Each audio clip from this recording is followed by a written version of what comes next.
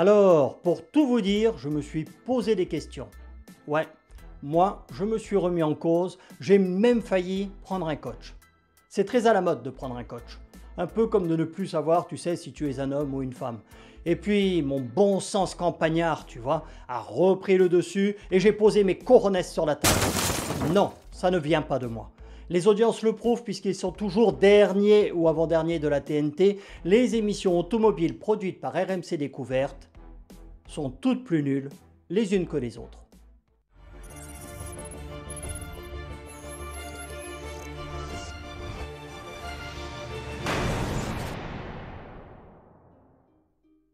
Bonjour à tous, petite vidéo sans aucune prétention qui n'était pas prévue, juste pour le plaisir.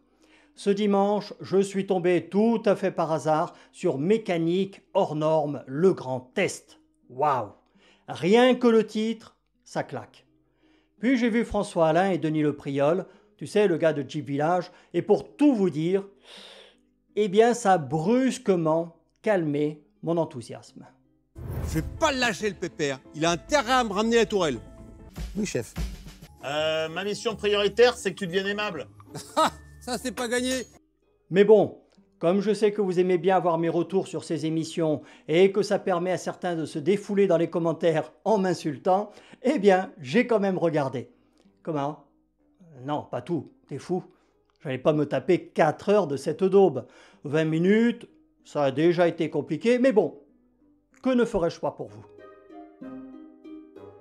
Alors, tout d'abord, je ne remets pas en cause les compétences tant professionnelles que techniques de François Alain ou des autres intervenants, même si parfois, ils racontent quand même des grosses conneries. Mais bon, non. Comme pour toutes les autres émissions automobiles du groupe RMC, le problème est dans la réalisation, l'écriture, la voix off, le jeu et la direction d'acteurs, et là en l'occurrence, également avec le côté vraiment gros, mais très gros beauf de François Alain à l'écran. Ouais, on va pas se mentir, ça fait quand même beaucoup. Il a raison.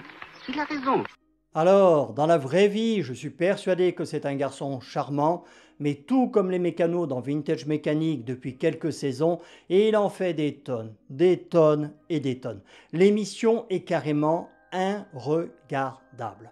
Tout du moins pour une personne normale qui veut conserver son équilibre mental. Après, pour le public qui regarde Hanouna et BFM TV toute la journée, aucun risque, vous pouvez y aller. Waouh.